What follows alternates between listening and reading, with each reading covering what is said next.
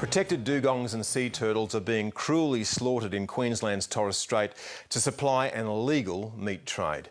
An investigation by 7:30 has found deeply confronting footage that we are about to air. It shows the brutal methods used to hunt the animals, with turtles being butchered alive and dugongs drowned as they're dragged behind boats. The investigation throws into sharp relief the conflict between Indigenous Australians and animal rights activists over traditional hunting and exposes a black market in animal meat. And a warning, this report by Sarah Dingle and producer Leslie Robinson contains disturbing images and coarse language.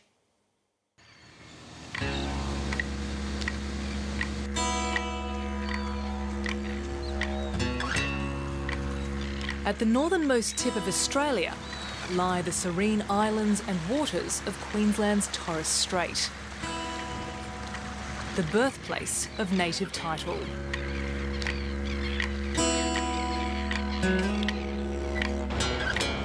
But on those beaches, there's a slaughter underway.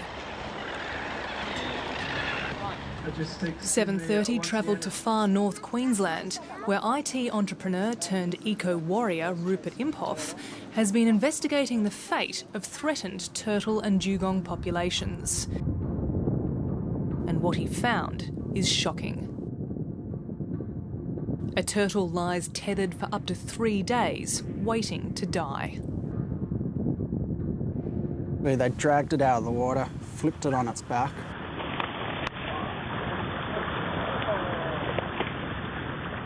You could see it was already terrorised. It was flapping around madly.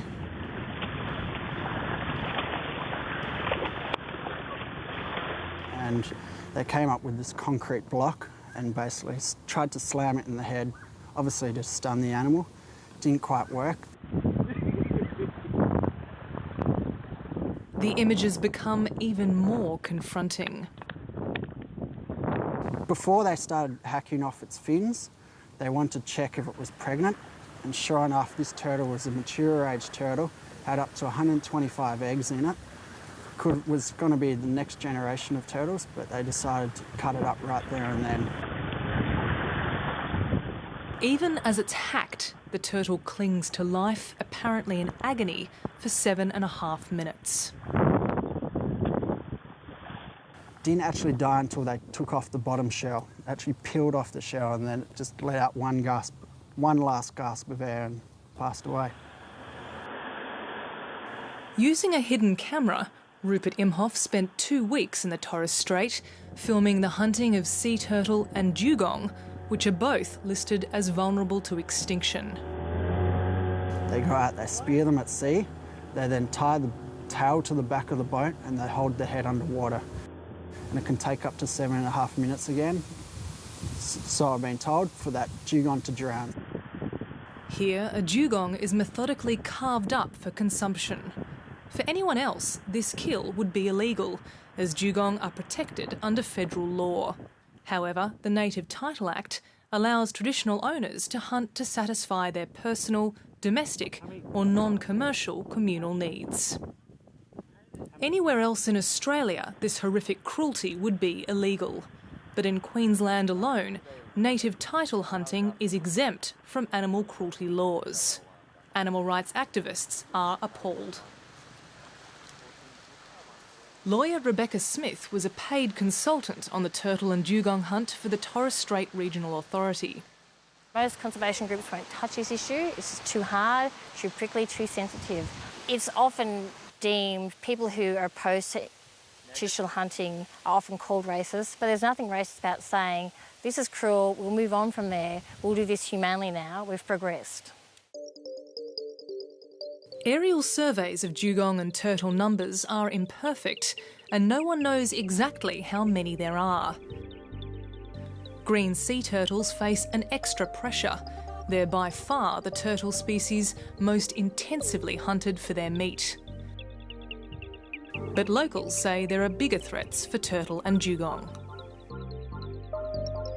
You know, we are under threat from pig predation. One of the biggest rookeries in the southern hemisphere on Cape York, Rain Island, is under threat from climate change, but we seem to be concentrating, I think, far too much on, Indigenous people hunting them. What is known is that the Great Barrier Reef is a last stronghold. It's home to the biggest sea turtle rookery in the globe and one of the world's largest population of dugong. Cairns-based Colin Riddell calls himself the Dugong Man. A former abattoir worker, he's an unlikely but tireless campaigner for animal rights. I have to pursue it to the end because otherwise the end may be for the animals. Colin Riddell's investigations have revealed the slaughter goes on far to the south in coastal Queensland waters. Green Island is one of the jewels in the crown of Cairns tourism. We've been told just last week at this spot, Indigenous hunters chased down and took a green sea turtle in full view of shocked tourists. There's no way of knowing where those hunters came from, but locals say this is a weekly occurrence on this island. They can be out there a lot, 3, 4, 5 times a week. They come across in quite large tinnies with large outboard motors on board, and they chase the turtles till they're completely and utterly exhausted. The culture clash between hunters and tourists has led to heated confrontations. This is our land. We're not listening to your shit, bud. We can do anything on this land we want to do. This video was shot 2 weeks ago by a tourist and given to 7:30. It shows an altercation between a tour boat and 3 Indigenous hunters. You just don't tell us what to do on our land. You're not from this fucking land. We are. We're the traditional owner. We own every fucking reef around here, bud. It's not clear what they're hunting for, but there's no mistaking the tensions. You fuck go back to your country. This is my country. Is there a sense in your area that the Indigenous hunters are untouchable? Without a doubt. And they believe they're untouchable. But there are conservation efforts. Well away from the glitzy marinas and the tourist strip, here in the industrial area of Cairns is the town's only turtle rehabilitation centre. It's run on the smell of an oily rag. Here, injured and starving turtles are treated and brought back to full health. So cute. Yep. Today, Jenny Gilbert and her team are readying a 180-kilogram breeding-age female green sea turtle for release.